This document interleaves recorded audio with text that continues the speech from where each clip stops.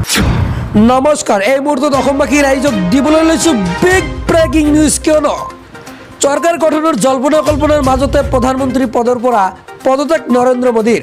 ৰাষ্ট্ৰপতিৰ হাতত দাখিল কৰিলে পদত্যাগ পত্ৰ। হয়, নিশ্চয় জানিব পাৰিলে যে প্ৰধানমন্ত্ৰী নৰেন্দ্ৰ মোদীয়ে কিন্তু পদত্যাগ পত্ৰ দাখিল কৰিছে। লোকসভা নিৰ্বাচনৰ ফলাফল ঘোষণাৰ পিছতে NDAৰ নেতৃত্বত চৰকাৰ গঠনৰ কুচকাৱাজ আৰম্ভ হৈছে। বুধবাৰে সন্ধিয়া NDAৰ মিত্ৰ দলৰ গুৰুত্বপূৰ্ণ বৈঠক অনুষ্ঠিত হয় দিল্লীত।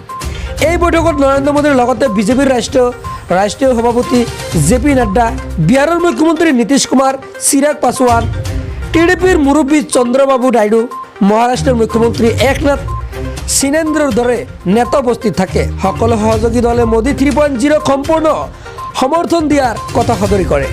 বিহাৰৰ মুখ্যমন্ত্ৰী নীতিশ কুমাৰে ইমানকৈ ক'লে যে চৰকাৰ গঠনত পলম কৰিব নালাগে। দিল্লীৰ বৈঠকত সৰ্বসন্মতিক্ৰমে নৰেন্দ্ৰ মোদীক NDAৰ নেতা হিচাপে নিৰ্বাচন কৰা হয় বুলি মন্তব্য প্ৰকাশ কৰিছে। চলিত সপ্তাহতে শপত ল'ব বিচাৰে নৰেন্দ্ৰ মোদীয়ে। মিত্ৰজোঁট অটুট থাকিলে তৃতীয়বাৰৰ বাবে দেশৰ প্ৰধানমন্ত্ৰী এবাৰ নৰেন্দ্ৰ মোদীয়ে হ'ব। বৃদ্ধি পালে ডিজেল পেট্ৰলৰ দাম। নিৰ্বাচন ফলাফল ঘোষণাৰ এদিন পিছতে বৃদ্ধি পালে পেট্ৰল ডিজেলৰ মূল্য। হয়, ঠিকেই শুনিছে, গুৱাহাটীত পেট্ৰল ডিজেলৰ মূল্য বৃদ্ধি পাইছে। পূৰ্বে গুৱাহাটীত পেট্ৰলৰ মূল্য আছিল 96 টকা 17 পইচা। এতিয়াৰে পৰা প্ৰতি লিটাৰ পেট্ৰলৰ মূল্য হ'লগৈ 97 টকা 11 পইচা। ঠিক তেনেদৰে ডিজেলৰ মূল্য হ'ল 89 টকা 42 পইচা।